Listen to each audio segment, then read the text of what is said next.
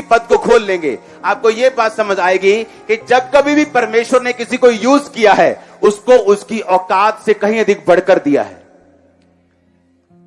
आप ये बात समझ लेना। आप जिस चीज के हकदार नहीं, सोच भी नहीं सकते, आपको परमेश्वर वहां लेके जा रहे हैं इसी साल। आमीन ऊंचा चाहिए मेरे को। मैंने कहा आमीन ऊंचा चाहिए मेरे को। हालेलुया, आमीन। आप समझ रहे मेरी बात को। अब वही गधा सोच रहा है कि जो मुझ पे बोरी नहीं बिछती थी, अब मेरे ऊपर गुच्छी, मेरे नीचे गुच्छी, ये हो क्या रहा है। इमेजिन करो जब गधे को पता लगा होगा कि सामने के गांव में कोई पास्टर है, वो चाहता है कि मैं उसके पास आ जाऊं। जब भी परमेश्वर आपको बुलाता है कि मुझे तेरी जरूरत है, तू सीए, मुझे तेरी जरूरत है। अच्छा तू मीडिया में है, मुझे तेरी जरूरत है। अच्छा तू सिविल इंजीनियर है, अच्छा मुझे तेरी जरूरत है। लोग उनको ये नहीं सोचना चाहिए कि हम किसी काम के हैं। उनको ये सोचना चाहिए कि अब वो मिलेगा जिसके हम हकदार नहीं थे, अब वो मिलेगा जो परमेश्वर देगा। ओ आपका आमीन ऊंचा होना चाहिए।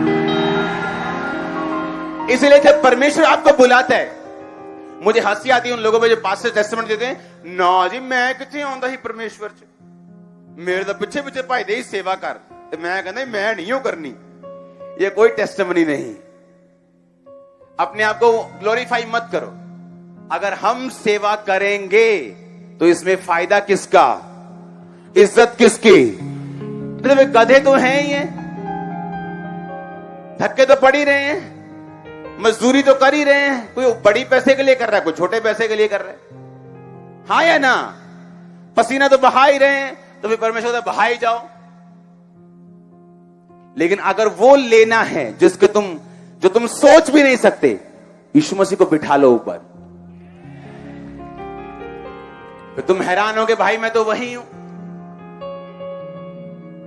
मैं तो वही हूं जो नॉर्मल सा इंसान था, मैं तो वही हूं। लेकिन मेरा पति इतना अच्छा कैसे हो गया, मेरी बहन इतनी अच्छी कैसे हो गई, मुझे इतनी अच्छी फैमिली कैसे मिल गई, और मुझे इतना अच्छा फाइनेंस कैसे हो गया, इतना अच्छा बॉस कैसे मिल गया। हर तरफ से परमेश्वर कहता मैं तुझे फेवर दूंगा, हर तरफ से। तेरा बेटा तुझे शांति देगा, तेरी बेटी तुझे शांति देगी, तेरे बच्चे तुझे शांति, तेरे मां प्यो तुझे शांति देगा, तेरा फाइनेंस तुझे शांति देगा। कैसे कैसे? जब तू अपने ऊपर किसको बिठा लेगा, प्रभु यीशु मसीह को, जिसको कोई पूछता नहीं था। उसके कपड़े, उसकी पीठ पर भी गुच्ची के कपड़े थे और उसके पांव के नीचे भी थे। वो डिजर्व नहीं करता था, लेकिन उसको वो मिला, क्योंकि यीशु मसीह ने कहा भविष्यवाणी को पूरा होना क्या है, जरूरी है। अपने आप को एक भविष्यवाणी के बीच में फिट कर लोगे अगर।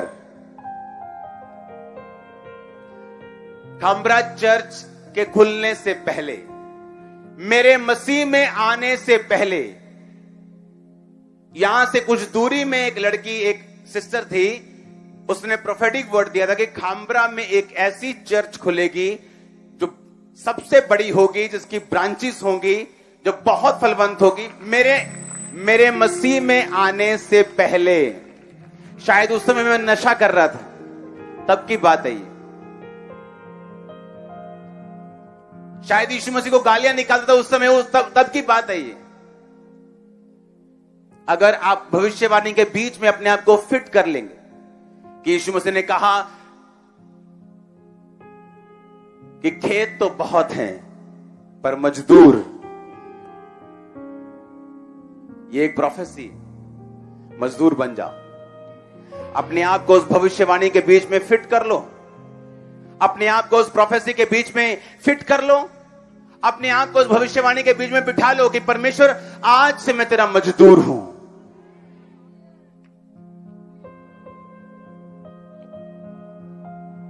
हालेलुया। फिर आप देखेंगे क्या होता है, कैसे डे बाय डे फेवर आप पे आना शुरू होता है, कैसे परमेश्वर आपको दिन ब दिन बढ़ाता है, कैसे वो सारी चीजों को मैनेज करता है, कैसे आपको बिल्ड करता है, कैसे कैसे वो आपकी लाइफ में काम करता है। लेकिन ये सुपर फास्ट नहीं होगा। पहले उसकी अपनी स्पीड से होगा। शुरुआत स्लो हो सकती है, लेकिन एंड में आप हैरान होंगे अपनी स्पीड को देख के। एंड में आप हैरान होंगे कि कैसे परमेश्वर ने आपको उठाया, कैसे आपके परिवार को उठाया, कैसे आपके जरिए परमेश्वर ने काम किए, कैसे आपको ब्लेस किया। वो दिया जिसके आप हकदार नहीं थे, आपकी हैसियत से ऊपर दिया। आप टेस्टिमनी के साथ आने वाले हो चर्च, बड़ी गवाही के साथ आने वाले हो चर्च। मैंने कहा बड़ी गवाही के साथ वापिस आने वाले यीशु मसीह के सामर्थ्य नाम में। टेस्टिमनीज आपके लाइफ का हिस्सा होंगी यीशु मसीह के नाम में। आमीन हो चाहिए आशीष आपके चर्च। Hallelujah, hallelujah. आपको मेरी बात समझ आ रही है कि नहीं? परमेश्वर ने कहा मैं याजकों को क्या दूंगा? बेस्ट दूंगा। दाख मधु क्या दूंगा? गेहूं, तेल, मकान, लाइफ, बेस्ट दूंगा। आपको लगता है क्या परमेश्वर इन चीजों की भी चिंता करता है? अगर आप पुराना नियम ध्यान से पढ़ें तो परमेश्वर ने याजकों को बोला कि तुम अच्छी लड़की के साथ ही शादी करना। अगर आपने पढ़ा हो तो इसका मतलब वो सेवा करने वाले की शादी की भी क्या करता है? फिक्र करता है। वो सेवा करने वाले की रसोई की फिक्र करता है, वो सेवा करने वाले के फाइनेंस की फिक्र करता है, वो सेवा करने वाले की सुरक्षा की फिक्र करता है। और सेवा सिर्फ माइक पकड़ने से नहीं होती। आप जहां पे काम करते हैं, आप एक लड़की हैं, आपकी 10 सहेलियां 10 बॉयफ्रेंड लेके बैठी, लेकिन आप उसी काम में, उसी बिजनेस में, उसी जगह जॉब करती, पवित्रताई में एक मैसेज दे रही हैं कि मैं तुम्हारे जैसी नहीं हूं, तुम्हारे जैसे दिखती हूं, तुम्हारे जैसे कपड़े डालती हूं, सेम कंपनी में हूं, लेकिन मेरा चरित्र ऐसा नहीं, क्योंकि मैं यीशु मसीह की सेवा करती हूं, अपने कैरेक्टर से सेवा करती हूं। क्या होगा? आप यीशु मसीह की सेवकाई में घुस जाएंगे। अगर आप पवित्रताई में रहेंगे, आप प्रीच भी करेंगे, पवित्रताई में रहेंगे, बताएंगे भी भाई साहब चर्च में चलो, बीमार हो चर्च में चलो, गरीब हो चर्च, कर्जे में हो चर्च, कुछ भी हो गया आप प्रभु को मानो, प्रभु धर्म नहीं बदलता, जीवन बदलता है, आप आओ चर्च में सब ठीक हो जाएगा। आप लोगों को बताना शुरू करेंगे, हाँ या ना? आप लोगों को बताएंगे, फिर होगा क्या? आप सेवा में हैं, आप सेवा में आए कि नहीं आए? फिर याजक क्या करते थे? याजक परमेश्वर से लोगों का मेल मिलाप करवाते थे, उनके पापों को माफ करवाते थे, हाँ या ना? तो वो याजक आज कौन है? वो आप हो। आपने किसी को वचन सुनाया कि भाई साहब ये नशा करना पाप है, ये काम करना पाप है, वो बोलेगा नहीं ठीक है, मैं अपने पापों से माफी चाहता हूं, तो क्या करूं? क्या एक बैल लेके चलें चर्च में फिर आज? नहीं, आप उसी समय उसको बोलेंगे चल मेरे साथ एक प्रार्थना कर कि प्रभु यीशु मेरे गुनाहों को माफ कर, मैं विश्वास करता हूं तो मेरे लिए अपना लहू बहाया, मारा गया, गाड़ा गया, तीसरे दिन मुर्दों में से जी उठा, मैं तुझ पे विश्वास करता हूं तो मेरा उद्धार करता है, अपना आत्मा मुझे दे, मेरे पापों को माफ कर, आज से मैं तेरी संतान हूं। आपने उसको यीशु मसीह का बेटा बना दिया, बेटी बना दिया। आप याजक हुए कि नहीं हुए? बताओ, याजक हुए कि नहीं हुए? चर्च का क्या रोल है फिर? चर्च का रोल है आपको गाइड करना, आपको संगति में बना के रखना, एक विजन के नीचे रखना, जहां से हम परमेश्वर के कामों को इकट्ठा कर सकें। आमीन। बाइबल कहती पुराने नियम के बाद नए नियम में सब लोग एक दिन इकट्ठा होते थे, अपनी कमाई के हिस्सों को डालते थे, और वहां से प्रेरित उन पैसों को ब्लेस करके पूरे यरूशलेम में परमेश्वर के कामों को करते थे।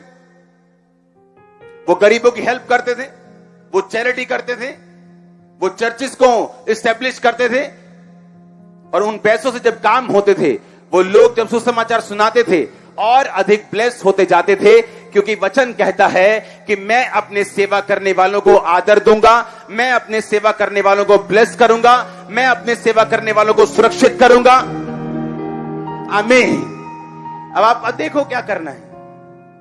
आप अपने जॉब पे रह के सेवा कर सकते हैं, हाउस वाइफ रह के सेवा कर सकते हैं, आप एक काम पर रह के एक बिजनेसमैन होकर सेवा कर सकते हैं। आमीन।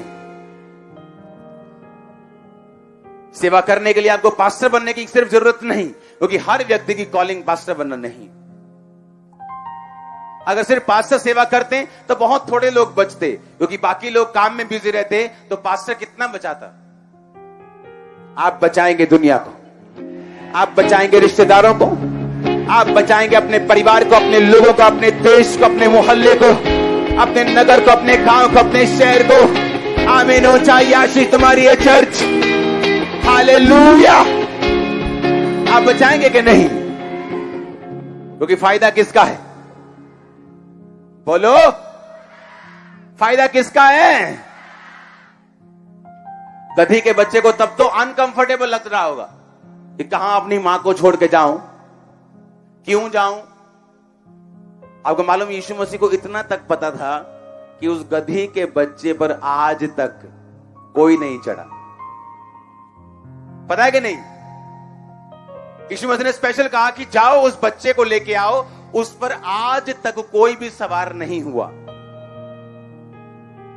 एक अनएक्सपीरियंस्ड गधे का बच्चा, और यीशु मसीह उसके ऊपर। उसको आपके एक्सपीरियंस की जरूरत नहीं। मुंह खोलो, होली स्पिरिट बोलेगा आपसे। आप मुंह खोलेंगे, वो बोलेगा। गधे का बच्चा डर भी सकता था कि क्या, अरे मैंने कभी बंदों की सवारी नहीं करवाई, मैं इस बारे में एक्सपीरियंस नहीं हूं, मुझे 6 महीने का टाइम तो देते कि मैं कुछ सवारी करवाता। मेरी पीठ में बल पड़ गया तो, रीढ़ की हड्डी को कुछ हो गया तो।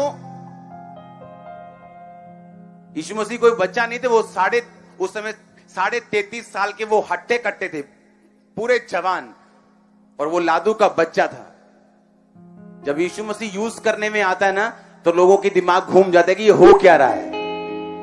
जब लोग खामरा चर्च में आते थे, सोचते थे कि अच्छा इतने लोग, लाखों लोग, पादरी तो 70-80 साल का ही होगा, इतने साल तो लगे होंगे हमें, इतने साल तो लगे होंगे इतनी बड़ी मिनिस्ट्री बनाने में।